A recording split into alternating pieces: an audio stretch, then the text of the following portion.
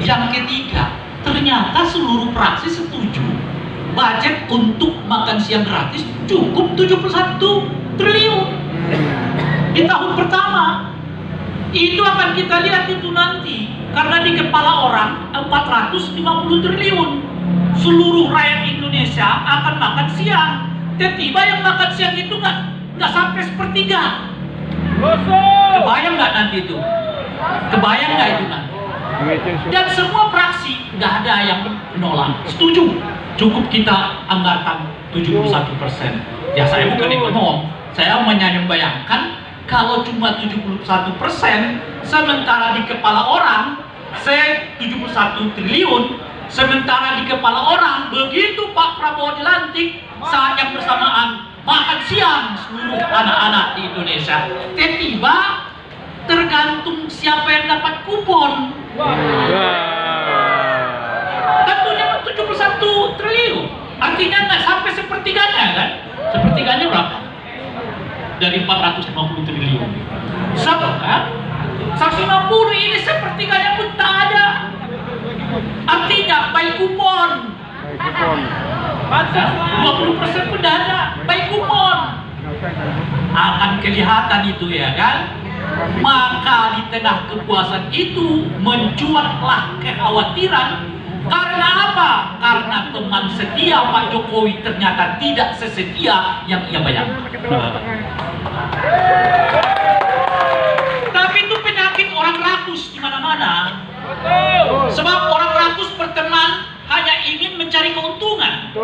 Ia mengumpulkan teman-temannya sebanyak mungkin dalam kerangka ia untuk mendapat keuntungan sendiri dari pertemanan itu, sehingga teman yang datang kepada dia adalah teman-teman lagi senang, adapun teman susah mereka pergi duluan. Kenapa partai-partai ini menolak UKT? Kenapa partai-partai ini menolak tapera? Sederhana. Pertama, karena mereka nggak diuntungkan dengan kebijakan itu secara politik. Yang kedua, mau mendekati pilkada. Nanti di pilkada ditanya-tanya oleh masyarakat, calon ini dari partai anu, setuju nggak UKT? Setuju, jangan pilih, kata masyarakat. Oleh karena itu, lebih baik kita mengatakan kita nggak setuju UKT supaya aman.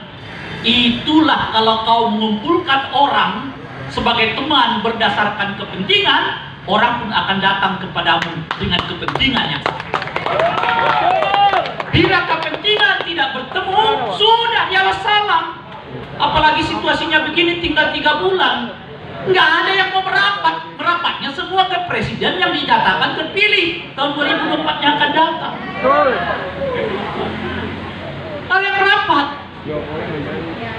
Kemarin supaya jaga dan wibawanya tetap terjaga, didudukkanlah presiden terpilih ini di sampingnya, ya kan? Apa maksud dan tujuannya? Jelas. Sekarang si presiden yang masih memimpin sekarang seperti mengaitkan wibawanya kepada presiden terpilih. Udah terbalik-balik ini dunia. Kalau sebelumnya presiden yang mau maju, calon presiden yang ngait-ngaitkan diri kepada presiden yang sedang aktif. Kalau sekarang presiden aktif yang sekarang ngait-ngaitkan dirinya kepada presiden terpilih. Terbalik-balik. Apa artinya? Si presiden yang masih aktif mulai sadar dia mulai kehilangan wibawa. Betul. Apa bukti yang lain? Di Pilkada DKI. Kita mendengar di Pilkada DKI anaknya yang lain bakal didorong, begitu ceritanya ya kan? Benar apa tidak? Wallahu a'lam bishawab. Begitu kita dengar. Tapi gimana respon-respon Kim? Diam semua. Berhitung. Lah si anak kalau didorong dan dipasangkan dengan si A si B belum tentu menang. Alih-alih menang yang ada malah kita bisa jeblok. Karena apa? Karena di Jakarta basisnya adalah satu kelompok ya PKS yang Islamis, yang kedua kelompok nasionalis di PDI Perjuangan, dan kelompok ketiga adalah kaum intelektual yang jelas-jelas mereka semua adalah anti nepotisme, anti dinasti. Kalau itu dimasukkan ke didorong di Jakarta, ya bakal turun. Maka dicarilah ini kaitannya siapa? Namanya RK Ridwan Kamil ya kan? moga-moga terpilih. Si Ridwan Kamil juga pintar, dia baca dulu siapa yang pilih gua di Jakarta kalau pasangannya dia, gitu loh kira-kira. Sebab kalau pasangannya dia, pemilih semua kabur. Kaum Islamis milihnya PKS, kaum nasionalis milihnya PDI Perjuangan, intelektual milih siapapun, yang penting bukan nepotisme dan KKN. Kabur. Lalu Ridwan Kamil nanya, siapa lagi yang mau milih gue? Kagak ada kalau di Jakarta. Lebih baik di Jawa Barat, udah jelas mau menang, kok malah dilepas demi mengaitkan si anak ini. Jadi si Kimnya sekarang, partai-partai pendukung Pak Jokowi ini pusing, nggak ada tokoh, sementara anak harus dicalonkan. Akhirnya pada diem semua. Nah, tapi nggak bisa dipastikan. Kenapa? Wibawa presidennya juga mulai turun. Ketika survei yang sama mengatakan tingkat keterpilihan seseorang mencapai 54% kalau dikaitkan dengan Pak Jokowi, kira-kira begitu, semua partai-partai mengatakan beda cerita nih kalau ini soalnya. Nah, ini ceritanya. Kalau di Pilpres semua orang mengatakan saya orangnya Jokowi loh, ya kan? Sebab kalau 54-60% itu artinya dia bisa menang langsung. Tapi begitu survei mengatakan 54% di bawah Pak Jokowi masih bisa dipergunakan demi kepentingan pilkada, para partai-partai termasuk di dalamnya partai pendukung Pak Jokowi secara politik itu mengatakan ini ceritanya udah beda. 50% itu nggak ngaruh. Nggak ngaruh di Jakarta, nggak ngaruh di Sumatera, nggak ngaruh di Kalimantan, nggak ngaruh di Sulawesi. Lalu 54% itu buat apa? Kagak ada gunanya bagi kita, kata mereka. Makanya mereka sekarang mengatakan justru terus terang, ya tentu Pak Jokowi tetap penting. Nah, itu namanya diplomasi.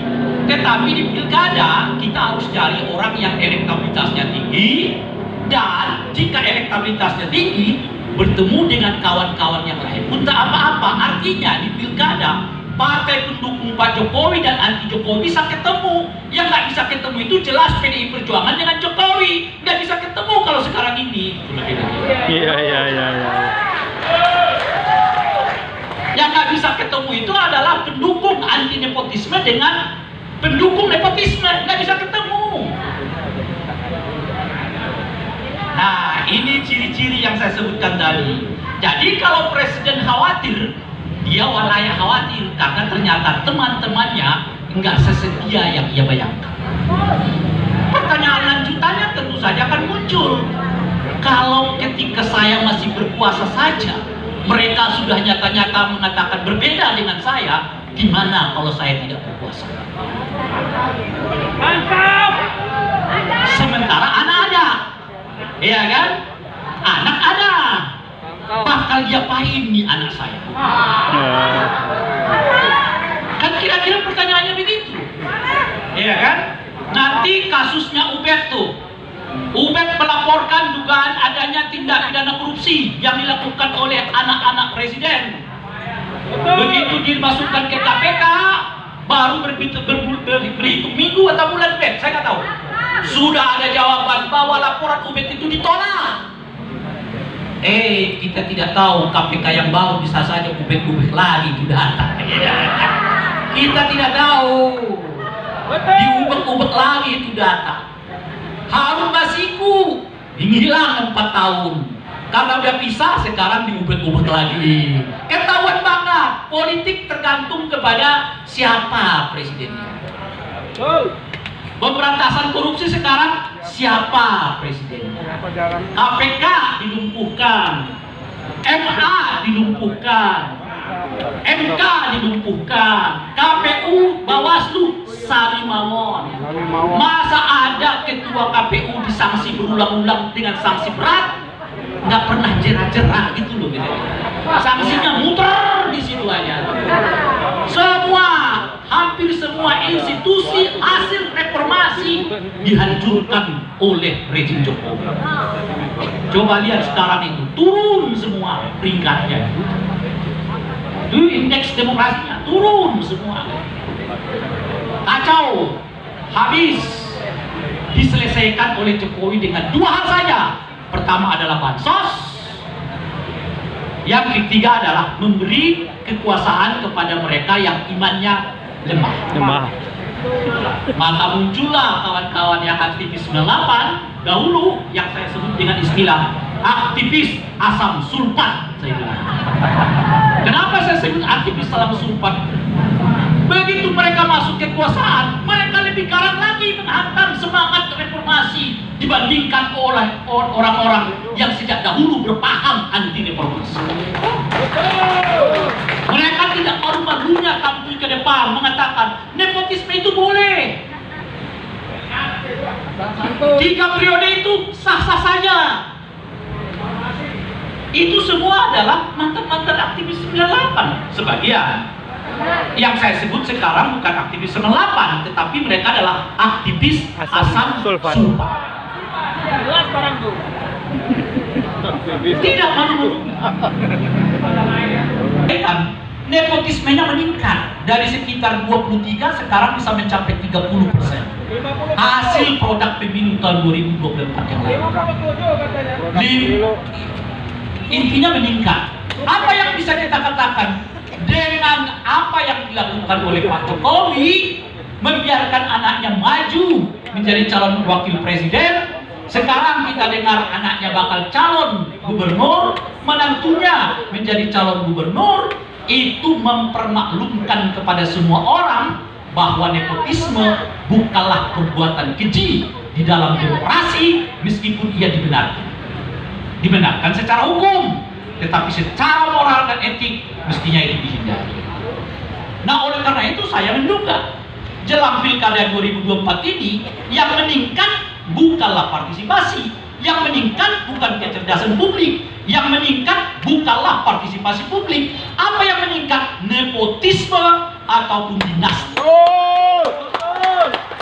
Saya khawatir kalau 2020 saja sudah 20% daerah kita dikuasai nepotisme, tidak menutup kemungkinan 2024 ini kita bisa diselimuti oleh penguasa nepotis mencapai 25% dari total keseluruhan wilayah. Lalu mereka yang pro nepotisme masih mau mengatakan yang penting dipilih.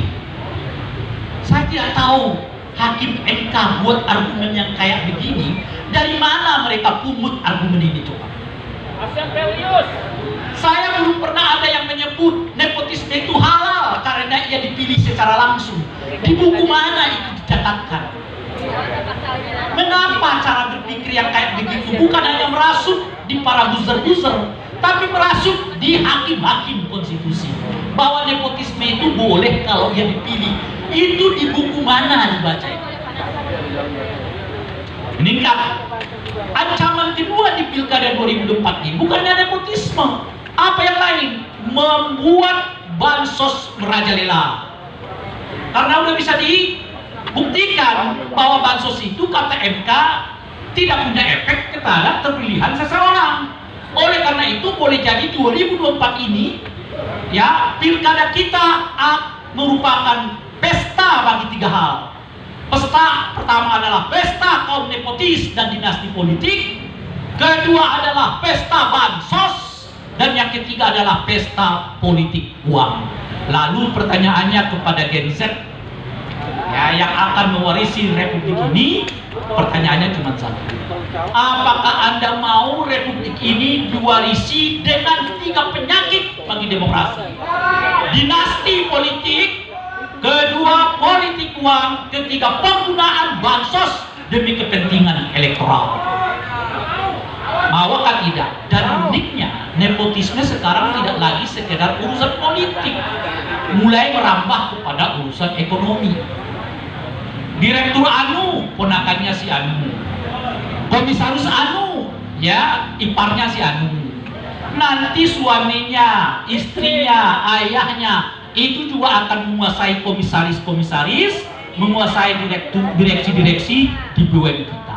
Pertanyaannya kepada kaum Gen Z kita adalah, kalau politik udah dikuasai nepotisme, BUMN Ya, usaha-usaha dikuasai oleh nepotisme. Lo kebagian apa lagi di Republik ini? Cuma tinggal satu, buka lapak dan warung. Maka sekarang menjamurlah lapak dan warung. Oleh karena itu, selamatkan nasibmu, selamatkan bangsa ini dari praktek nepotisme, dari praktek kolusi, dari praktek korupsi demi masa depan ini. 10 juta anak Gen Z kita menganggur, kata data sekarang. 10 juta.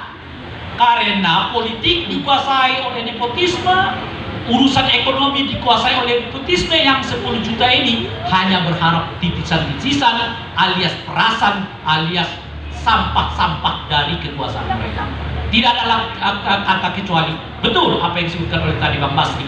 Harus tegak lurus kita ke depan, lawan. Assalamualaikum warahmatullahi wabarakatuh. Dahsyat mulai membakar ini. Sore ini bukannya tidur kita, baju melek semua ini. Ya dahsyat kafe ini. Nah sekarang terkait